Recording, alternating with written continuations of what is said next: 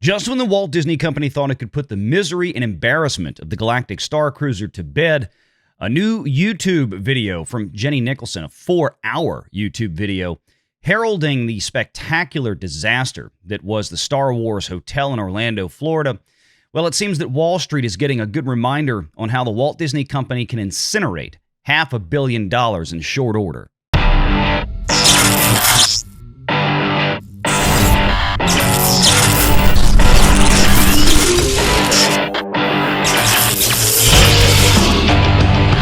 Online.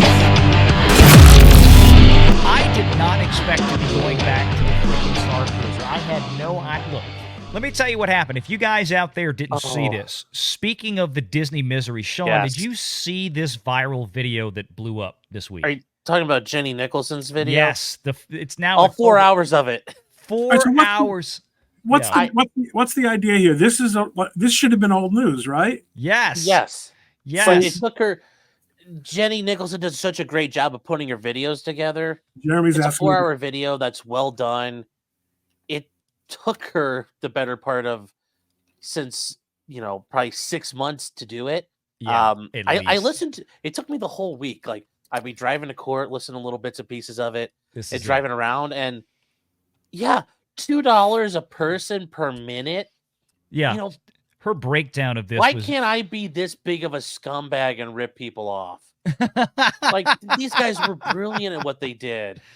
This is Jenny Nicholson. 5.2 million views on this now. It's been out about a week, and she just went back. The spectacular failure of the Star Wars Hotel. Mm-hmm. This thing, and I don't understand what happened here that drove this into the stratosphere. But it seems clear that there are still a lot of people out there reveling in the train wreck that is Disney Star Wars. And this just reminded everybody about it. I think for a lot of people, they didn't realize that the hotel folded. They just knew there was a Star Wars hotel, like, okay, cool. And then they never, if you're not super plugged into it, you don't notice that it died. And then you're like, you heard how much it cost to go there. Yeah. So you wrote it off. Like, wow, who on earth?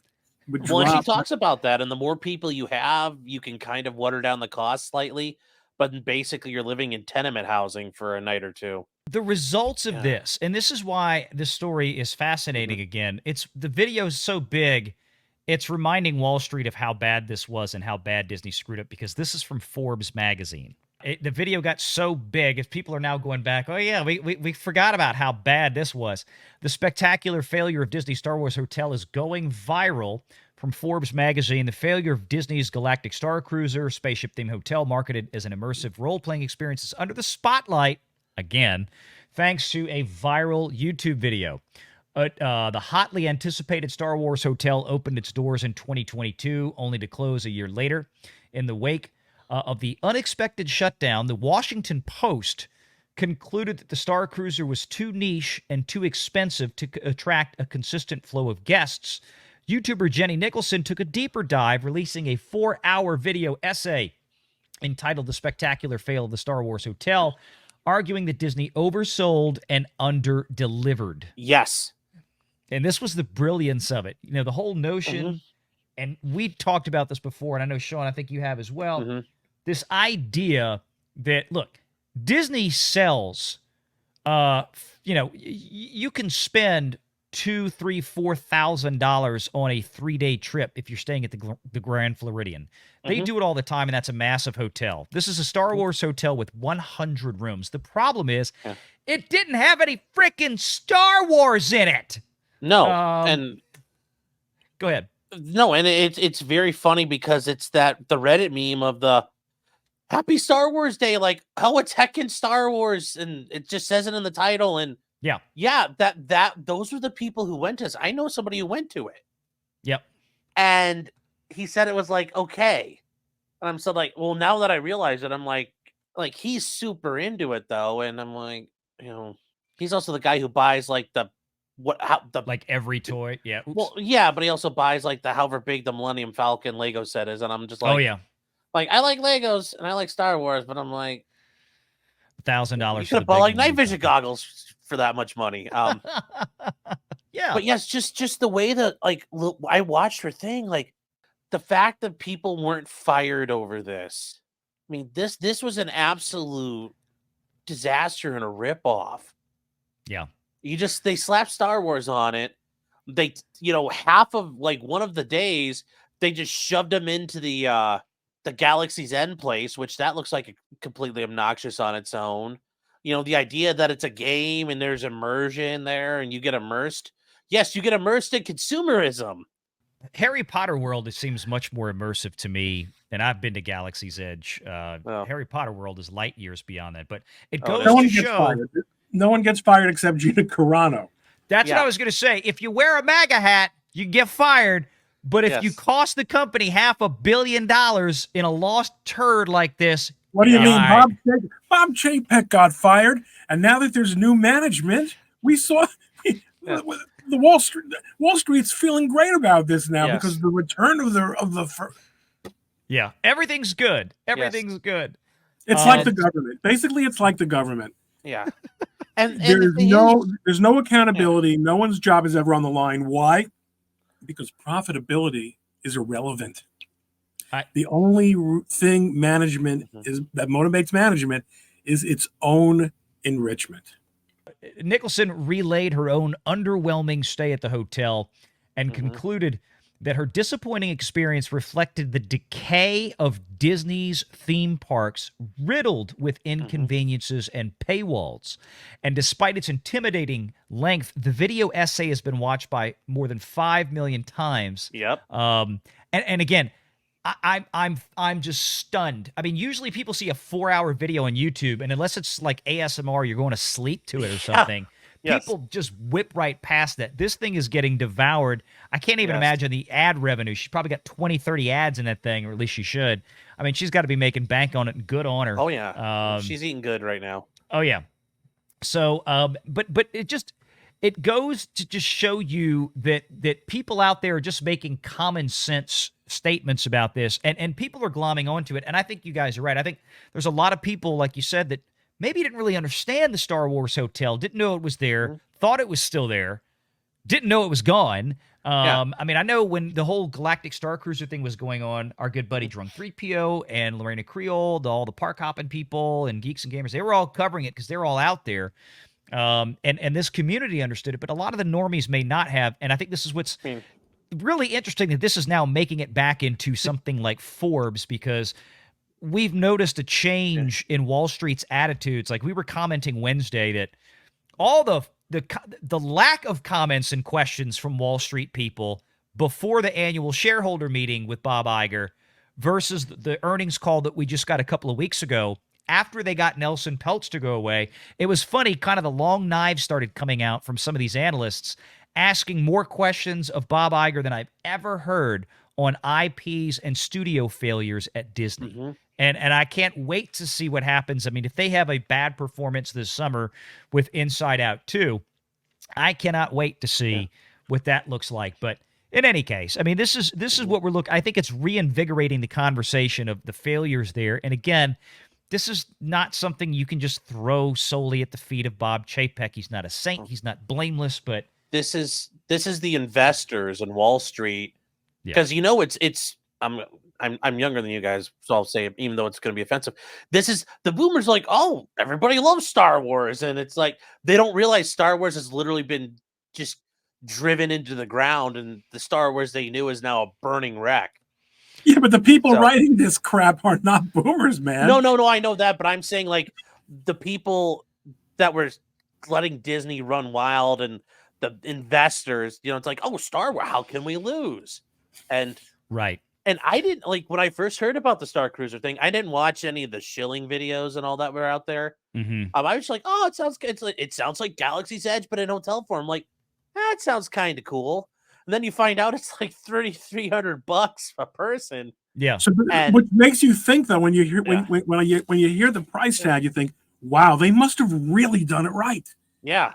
For those numbers, they must have $3,300. They better have real laser guns. Yeah, I want the chance at absolutely being able to kill a white helmet.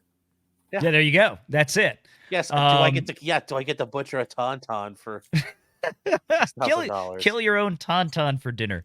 But no, that's what she says. Nicholson says that she paid, so she didn't get a freebie to go. Right? No, she paid on her own. She paid more than $6,000 for a 2-night stay at the hotel, which in her estimation amounted to where she got that money from. Jeez. Well, YouTube, and I mean, I'm sure she probably made it back.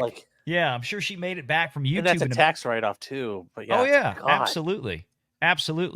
But she just was very frank. But this video that she made is just as extensive as can be. It's very well researched, well thought out. I did not watch the whole 4 hours, but I did hit the highlights. You're a glutton for punishment, then. It's like I couldn't. But like you said, driving back and forth, it's something great to listen to in the car. But that being said, it goes to show you, it kind of highlights the silliness of Bob Iger's comments, who said the whole thing with Epic Universe, he's not worried about.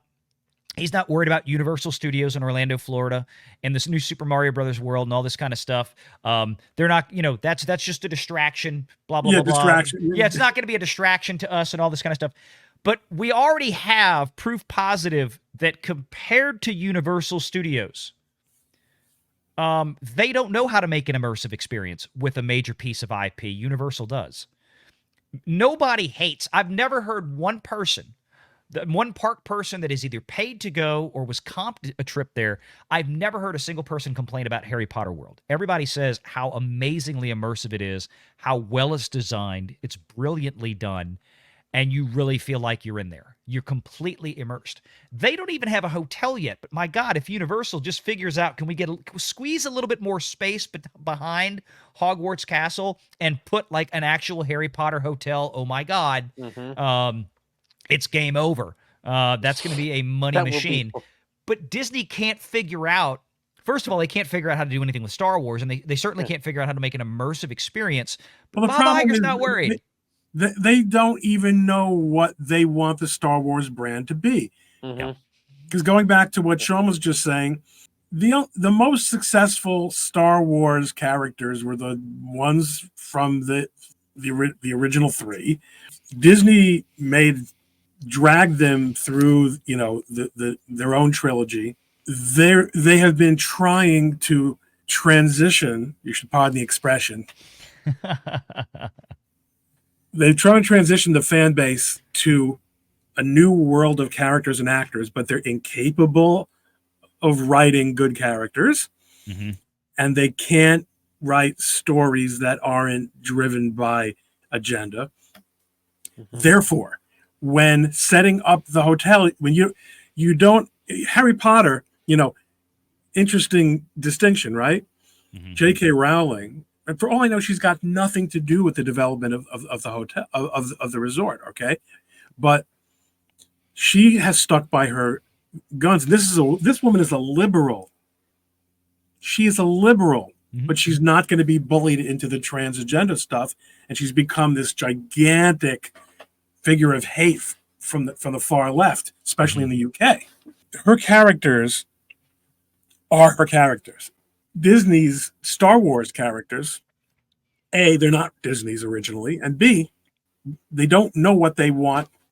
In other words, even if they had technically, and in terms of and creatively, executed everything in the hotel correctly, they still had a problem with mission because they are all over the map on what Star Wars is, because the references we keep coming up with are ones from the movies from when I was in high school. Right. Because I love this last section of this Forbes piece here. It kind of makes it very plain.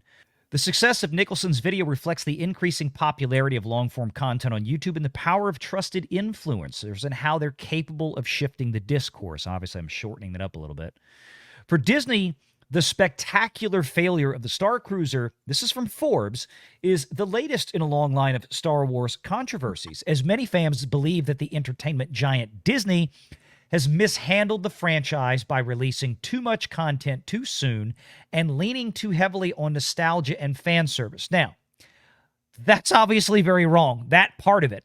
Forbes is still hung up on this idea that Disney screwed up because they did too much Star Wars too soon, and they leaned too heavily on nostalgia and fan service. I don't know where that was, because they immediately went with the Force is female, Get rid of Luke, get rid of Han, and put in all new characters. I don't know where that. Well, I think that's their way of saying if you slap Star Wars on it, people like consume.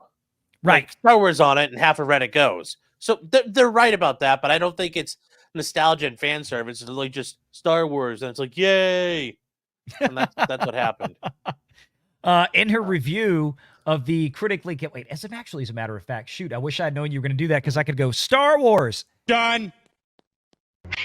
That's pretty much what it does. Star Wars, take my money. And yeah. Now, here's the thing, though. In her review of the critically panned conclusion to the Star Wars sequel trilogy, The Rise of Skywalker, Nicholson made a point that seemed to reflect her Starcruiser experience, stating, and this is damning, this quote is so good, "The worst thing a franchise ending can do," talking about the rise of Palpatine, "is make you feel stupid or kind of stupid and embarrassed for being so excited about it in the first place." Ouch.